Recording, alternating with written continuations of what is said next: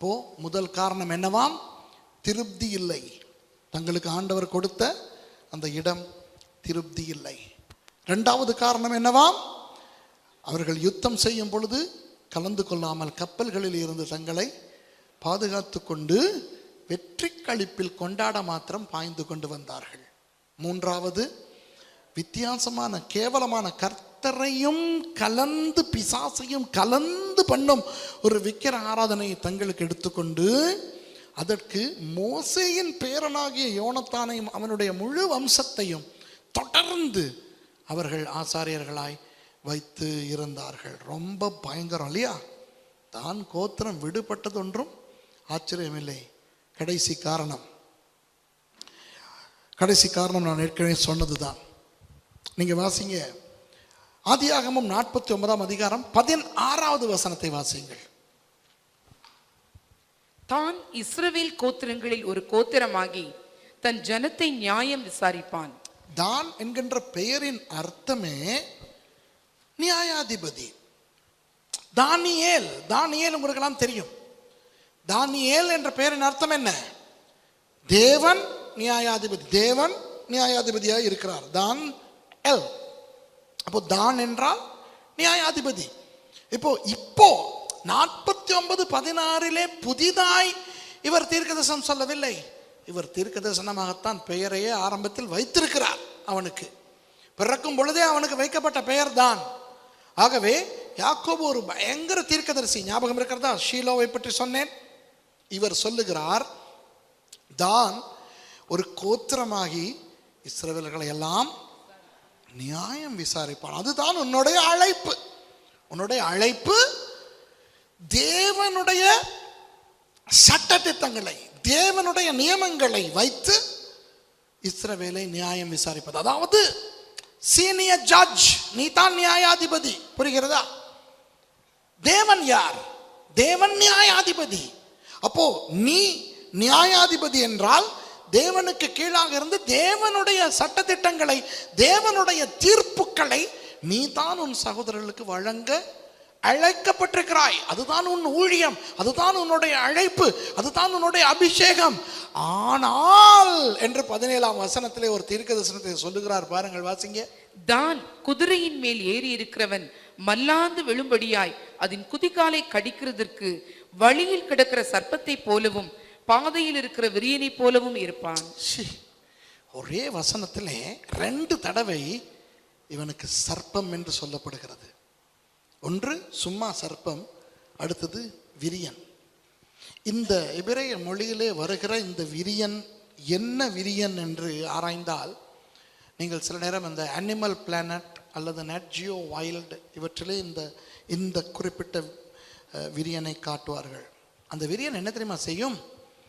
வந்து மிருகங்கள் போகும் வரும் பாதையிலே இப்படி உடம்பை அசைத்து அசைத்து மணலுக்குள் புதைந்து விடும். புதைந்து விட்டால் அதனுடைய கண் 2 மாத்திரமும் நாக்கும் மட்டுமே வெளியே தெரியும். அப்போ அந்த கண் 2 மாத்திரம், நாக்கு மாத்திரம் அவ்வப்போது வெளியே வந்து விட்டு போகும். யாருக்கும் தெரியாது இந்த இடத்துல ஒரு பாம்பு கிடக்கிறது என்று. ஆகவே அந்த இடத்தை தாண்டி போகும் இரையை பக்கத்திலே வரும் வரை இருந்து கொத்திவிட்டு அந்த விஷத்தால் அந்த இரையை ஒன்று செயலிழக்க செய்து அல்லது கொன்று அப்படியே விழுங்கி கொள்ளும். இப்போ தான் இந்த விரியனுக்கு சமமாய் என்ன செய்ய போகிறானாம்? குதிரையிலே ஏறி வேகமாய் பிரயாணம் செய்பவர்களை, அவர்களை தாக்க இவனுக்கு வழி இல்லை. குதிரையிலே ஏறி இருக்கிறவனை அவன் முன்னேற்றத்தை தடுக்க வேண்டும், அவன் போவதை நிறுத்த வேண்டும், அவனை வீழ்த்த வேண்டும். ஆனால் அவனோடு மோதுகின்ற சக்தி இல்லை. ஆனால் அந்த அப்பாவி குதிரையின் காலை சீண்டி விட்டால் அப்படியே மல்லாந்து பின்பக்கமாக விழுவான். விளங்குதா? இப்படித்தான் நீ இருப்பாய் என்று தீர்க்கதரிசனமாய் யாக்கோபு சொன்னார். அப்படித்தான் கடைசி வரை அவன் இருந்தான். இந்த தான் கோத்திரம் பண்ணின அநியாயங்கள் ஒன்று ரெண்டல்ல, நான் அந்த தான் கோத்திரம் விடுபட்ட 4 காரணங்களை தான் உங்களுக்கு சொல்லுகிறேனே ஒழிய தான் கோத்திரத்தை பற்றின முழு பாடத்தையும் நான் எடுக்கவில்லை. அவர்கள் பொல்லாதவர்கள், ஒருவனுடைய முன்னேற்றம் பிடிக்காது. இப்ப அந்த மீகாவின் விஷயத்தில் கூட சரி, கெட்டவர்கள் தான், ஆனால் போகிற வழிப்போக்கர்களுக்கு தங்கும் வசதியும் சாப்பாடு வசதியும் கொடுத்த மீகாவை கொள்ளையடித்தார்களா இல்லையா? அதுதான் இவர்களுடைய அந்த எண்ணம். ஒரு அப்பாவி அந்த லைஷுக்கு என்ன செய்தார்கள் தெரியுமா?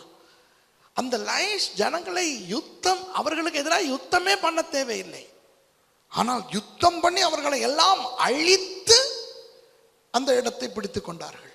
முன்னேறுகிறவனை, நன்றாய் இருப்பவனை பார்த்தால் பிடிக்காது. ஆகவே அவர்களுடைய குதிரையின் குதிங்காலை கொத்துகிற ஒரு விஷப்பாம்பு. அன்பானவர்களே, என்ன இந்த தீர்க்க தரிசனத்தின் உள் அர்த்தம்? ஆதாமையும் ஏவாளையும் வீழ்த்தியது பாம்பா பிசாசா? பிசாசு. பிசாசு சர்ப்பத்தை பயன்படுத்தியது. அதுபோல இந்த முன்னேறி செல்லுகின்றவர்களை வீழ்த்த போவது தான் அல்ல, பிசாசு. அன்று எப்படி பிசாசின் கையில் ஒரு ஆயுதமாக சர்ப்பம் பயன்பட்டதோ ஏதேன் தோட்டத்திலே, அதே போல பெரிய பெரிய ஊழியர்களை, பெரிய பெரிய மக்களை, இஸ்ரவேலை வீழ்த்துவதற்கு சாத்தானால் பயன்படுத்தப்படும் ஆயுதமாக தான் தெரிவு செய்யப்பட்டான் பிசாசினால். இப்ப விளங்குதா?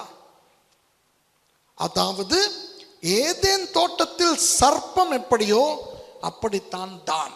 அந்த சர்ப்பத்தை வெளிப்படுத்தல் 7ஆம் அதிகாரத்தில் ஒரு பாக்கியமுள்ள ஒரு முத்திரை போடக்கூடிய ஒன்றாக எண்ண முடியுமா? முடியாது. அதனால்தான் தான் கோத்திரம் விடுபட்டது. இந்த ஆவி இன்றைக்கு கிரியை செய்கிறது. அன்பானவர்களே, கிரியை செய்கிறது. எப்படி என்றால், மற்றவர்களை வெட்டுகிற ஆவி, மற்றவர்களை வீழ்த்துகிற ஆவி, மற்றவர்களுக்கு விரோதமாக கெட்ட கெட்ட கதைகளை விஷமாய் கக்கும் ஆவி. புரியுதா?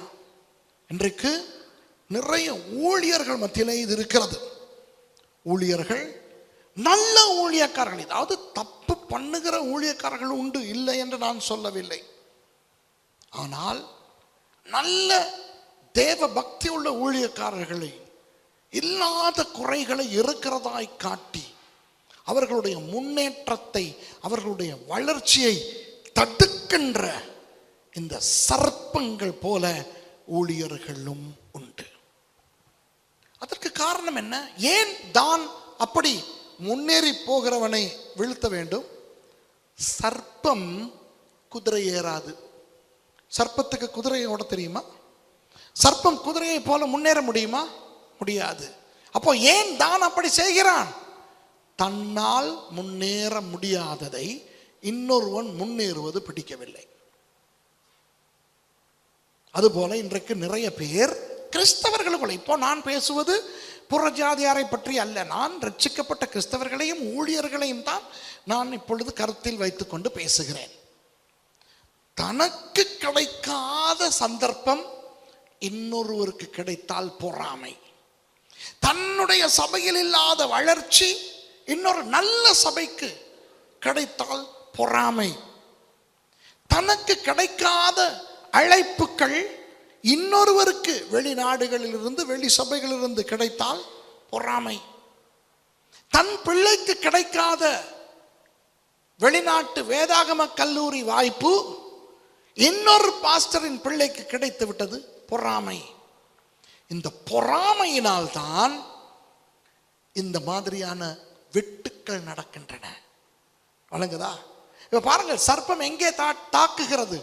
மேலேயா, நடுவிலா, கீழேயா? கீழே. வீழ்ச்சி யாருக்கு வருகிறது? மேலே இருக்கிறவர்களுக்கு.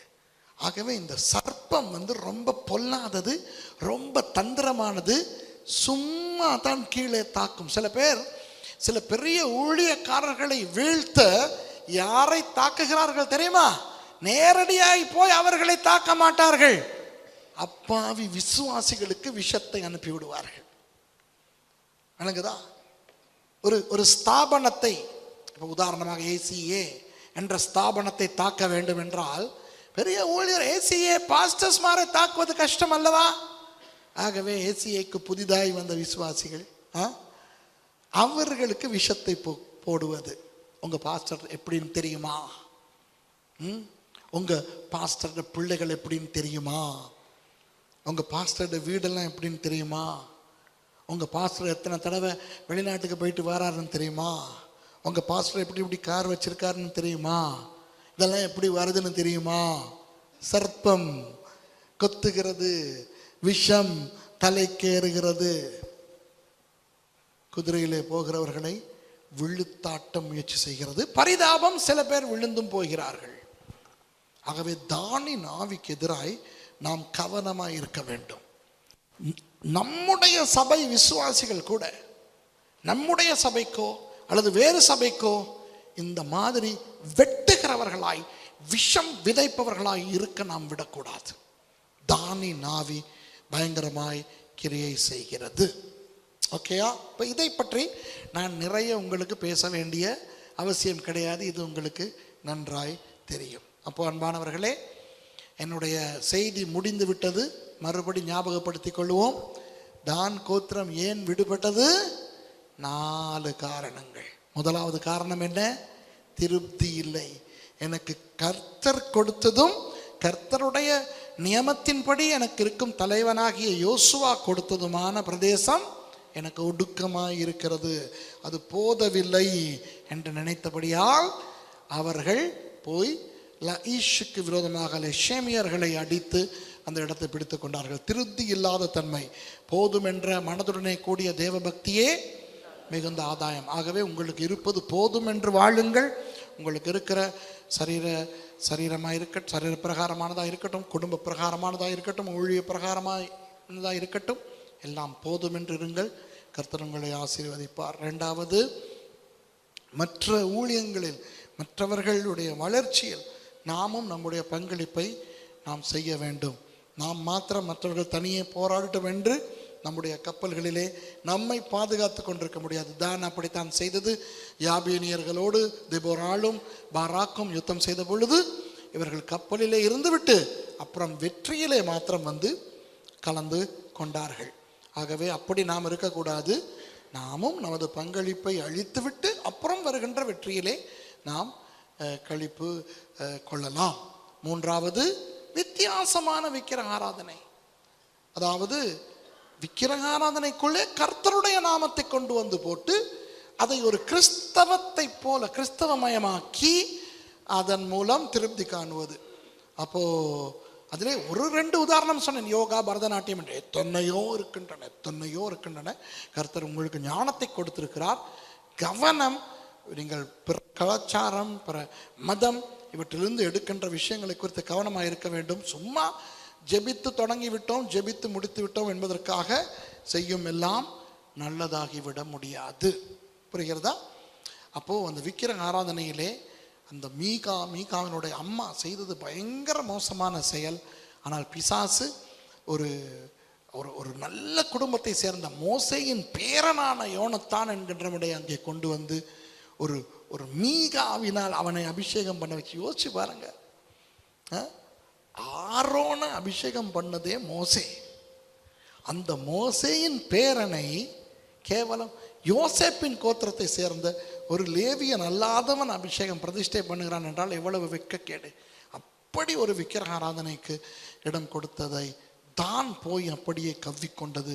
அந்த குடும்பமே, யோனத்தானின் குடும்பமே தானுக்கு ஆசாரியர்களானார்கள், விக்கிரக ஆராதனைக்காரர்கள் ஆனார்கள். சீலோ இருக்கத்தக்க, கர்த்தருடைய ஆலயம் இருக்கத்தக்க இவர்கள் விக்கிரக ஆராதனைக்காரர்களாய் மாறினார்கள். 4வது, சர்ப்பமாக வழியிலே இருந்து இந்த தான் வளர்ந்து முன்னேறி கொண்டிருப்பவர்களை தடுக்கிறது, வீழ்ச்சி அடைய செய்கிறது. ஆகவே அப்படி நாம் இராதபடிக்கு நாம் கவனமாய் நடந்து கொள்வோம். பாஸ்டர்ஸ், சிஸ்டர்ஸ், மிகவும் நன்றி. பொறுமையாய் உட்கார்ந்து இந்த வசனங்களை கேட்டீர்கள். கர்த்தர் தாமே உங்களை அபரிமிதமாய் ஆசீர்வதிப்பாராக. ஆமென்.